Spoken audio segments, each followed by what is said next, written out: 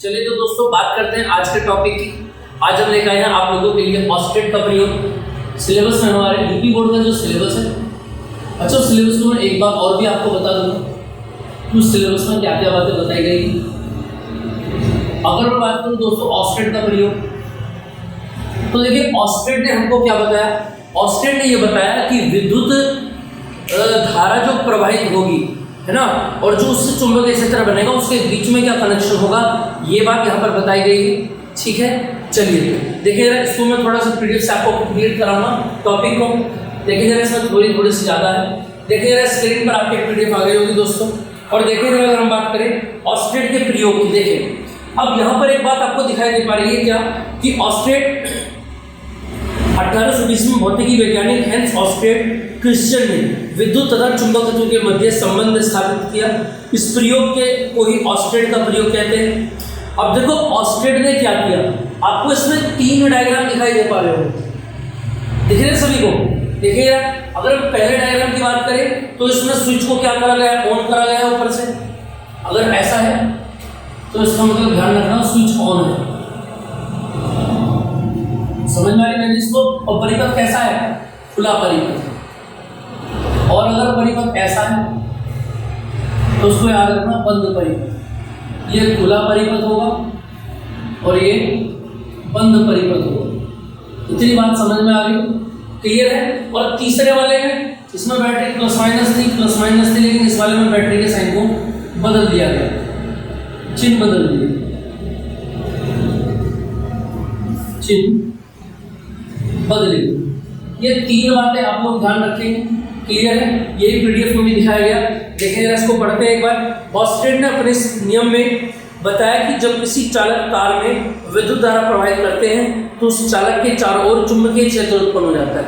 बिल्कुल सही बात। जब भी किसी वायर के अंदर अगर आप इलेक्ट्रिक फील्ड क्या करें, करंट फ्लो करेंगे तो उसके सराउंडिंग एरिया में क्या होगा, एक मैग्नेटिक फील्ड बन जाएगा।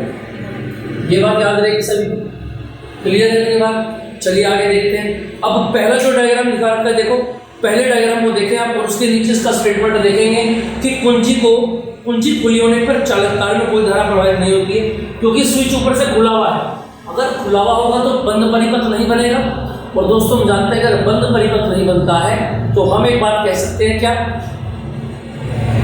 अगर परिपथ बंद नहीं है तो हम यहाँ पर एक बात कह सकते हैं कि परिपथ में कोई धारा नहीं बहेगी। और अगर धारा नहीं बहेगी, ये धारा नहीं बहेगी तो ये चुंबकीय क्षेत्र भी बनने वाला नहीं है। क्लियर बात समझ में आ पा रही है। ये बात हमने पहले स्टेटमेंट में लिखी है। और दूसरे स्टेटमेंट की अगर हम बात करें, देखें स्क्रीन पर हमने क्या किया है, स्विच को बंद कर दिया है। ये लो भैया, स्विच को अगर हमने बंद कर दिया, ये स्विच किए हैं, अगर स्विच को बंद कर दिया तो धारा बह जाएगी। और धारा बहने से क्या होगा, चुंबकीय क्षेत्र उत्पन्न हो जाएगा। बी पार्ट में देखेंगे, कुंजी को बंद करने पर चालक तार में विद्युत धारा प्रवाहित हो जाती है और चुंबकीय सुई में जो नीचे निडल बनी हुई है सुई, और चुंबकीय सुई में विक्षेप उत्पन्न हो जाता है, यानी वो डिफ्लेक्शन उसमें हो जाएगा, वो हिल जाएगी। उस समय पता लगेगा कि हाँ भाई यहाँ पर अब चुंबकीय क्षेत्र आ गया।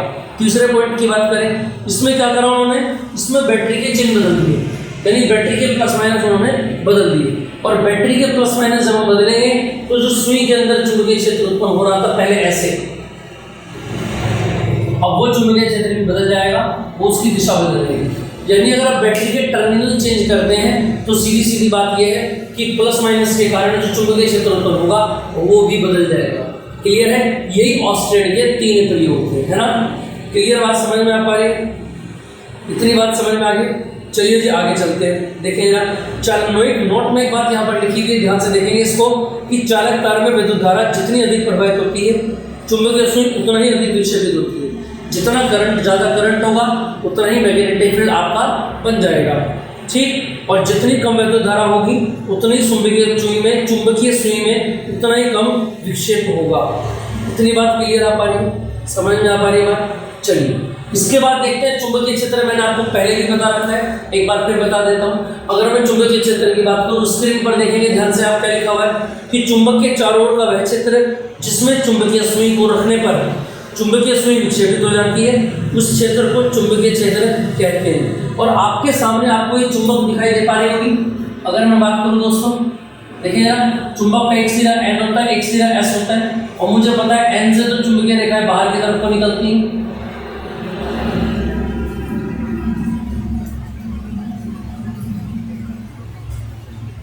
है ना। और यही देखा है घूम के आने के बाद कहाँ होंगी, इसमें एंटर करेंगे।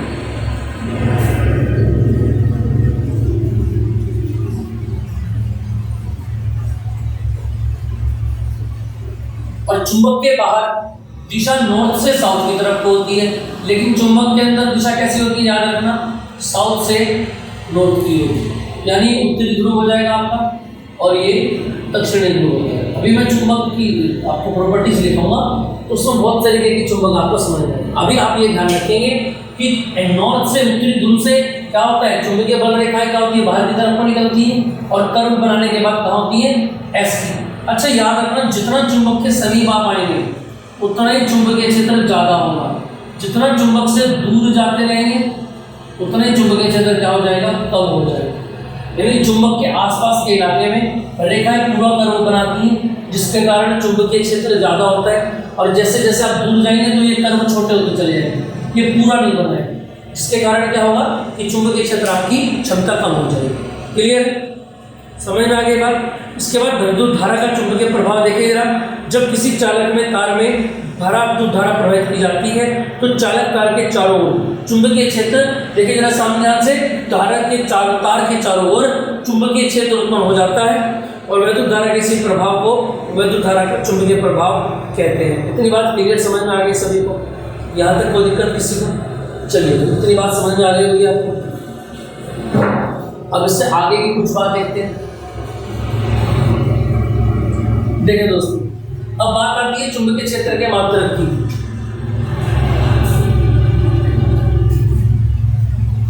चुंबकीय क्षेत्र की तीव्रता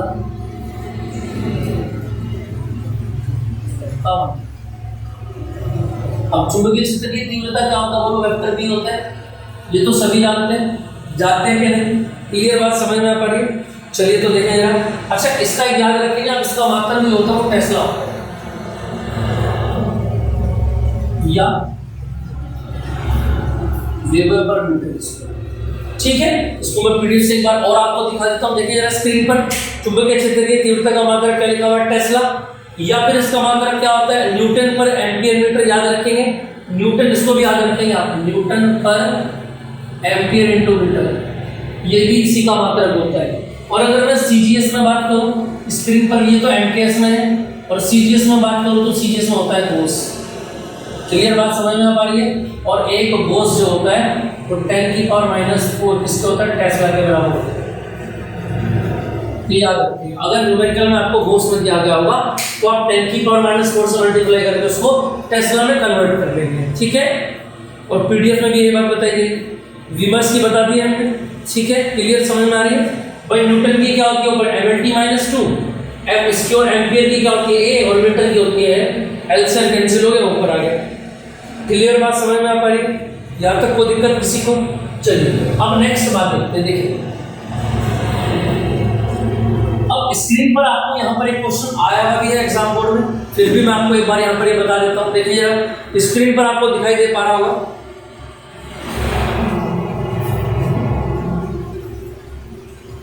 देखो भाई जरा स्क्रीन पर आपको एक बात दिखाई दे पा रही होगी।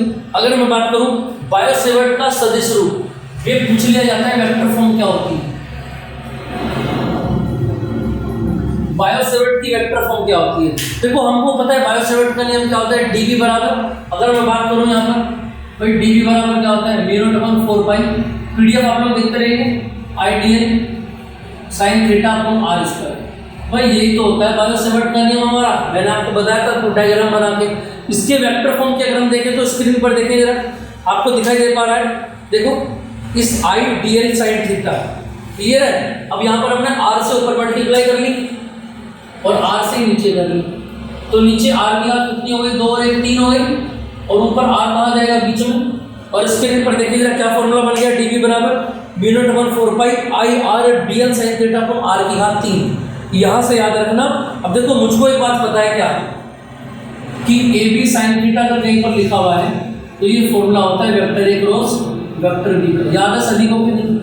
तो यहाँ पर क्या लिखा हुआ है देखना जरा, I R sorry R dl sine theta, तो यहाँ पर वेक्टर ए बन जाएगा आर और वेक्टर बी बन जाएगा dl। इतनी बात क्लियर है? चलिए अब इसके बाद एक लास्ट पॉइंट और आ जाता है यहाँ पर, अब देखिए लास्ट पॉइंट हमारा ये है क्या, कि लास्ट पॉइंट हमारा क्वेश्चन ये है कि बायो-सेवर्ट का जो नियम है और जो कूलाम का नियम है, समझ रहे हैं, बायो-सेवर्ट का नियम है और जो कूलाम का नियम है, इन दोनों नियमों में क्या समानताएं होंगी। ठीक है, देखिए जरा स्क्रीन पर देखते हैं अपने पीडीएफ के अकॉर्डिंग, और लिखा हुआ है क्या, देखिए जरा, एक साइड बायो-सेवर्ट और एक साइड कूलाम का नियम है। बायो-सेवर्ट की बात करें तो म्यू नॉट अपॉन 4 पाई आइडियल साइन थीटा पर आर स्क्वायर हो जाता है, लेकिन अगर कूलम्ब्स लॉ की बात करें तो डी बराबर क्या हो जाता है, 1/4 pi epsilon naught d q upon r square formula हो जाता है।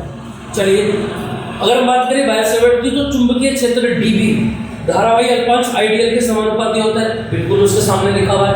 अगर कूलम्ब के लॉ की बात करें तो जो वैद्युत क्षेत्र है वो आवेश अवयव डी क्यू है ना, वो डी क्यू के समानुपाती होता है। तीसरे पॉइंट पर आ जाते हैं भाई, डीबी जो है वो क्या है भाई, डीबी भी व्युत्क्रमानुपाती है आर स्क्वायर के, और डीई भी व्युत्क्रमानुपाती है किसके, आर स्क्वायर के। ये हो गई समानता। उसके बाद नंबर 4 पॉइंट, वैद्युत धारावाही अल्पांश आइडियल चुंबकीय क्षेत्र उत्पन्न करता है और आवेश अवयव डी क्यू वैद्युत क्षेत्र उत्पन्न करता है। इतनी बात समझ में आ पा रही है, यहाँ तक कोई दिक्कत किसी को, क्लियर बात समझ में आ पा रही है। चलिए दोस्तों स्क्रीनशॉट लेना चाहे ले सकते हैं। चलिए दोस्तों, बाकी इसकी आपको पीडीएफ भी मिल जाएगी ग्रुप में। जो भी बच्चे हमसे ग्रुप में नहीं जुड़े हुए हैं वो व्हाट्सएप ग्रुप में जुड़ जाएंगे। बाकी टेलीग्राम पे भी द एनवाई के नाम से आपको ग्रुप मिल जाएगा, मेरा सुंदर सा चेहरा भी आपको मिलेगा वहाँ पर। ठीक है दोस्तों, व्हाट्सएप में हमसे जुड़ने के लिए आज ही हमसे कॉन्टेक्ट करें 9634519461 9634519461 पर आप मैसेज करें, वहाँ से आपको यूट्यूब ग्रुप में ऐड कर लिया जाएगा। और जितने भी आपके डाउट होंगे पर सेशन के अकॉर्डिंग, या जिस भी सेशन जिस भी लेक्चर की आपको पीडीएफ चाहिए वहाँ आप लेक्चर नंबर डाल देंगे और पीडीएफ तुरंत वहाँ पर अपलोड कर दी जाएगी। ठीक है दोस्तों, चलिए तो दोस्तों आपके भविष्य में 90+ मार्क्स जो हमने टारगेट अचीव कर रखा है उसको आप लेकर के चलेंगे। और मैं बहुत उम्मीद से आप लोगों को यहाँ पर जोड़ के लाया हूँ, या आप लोगों से जुड़ा हुआ हूँ, और उम्मीद यही है कि आप लोग 90+ मार्क्स इस यूपी बोर्ड, बिहार बोर्ड और एमपी बोर्ड की परीक्षा में लेकर के आएंगे इस बार। चलिए दोस्तों, इतनी उम्मीद के साथ मिलते हैं फिर नेक्स्ट लेक्चर में कुछ और बेहतरीन बातों के साथ, कुछ नई ट्रिक्स के साथ न्यूमेरिकल थ्योरी में। ठीक है दोस्तों, चलिए दोस्तों, जय हिंद।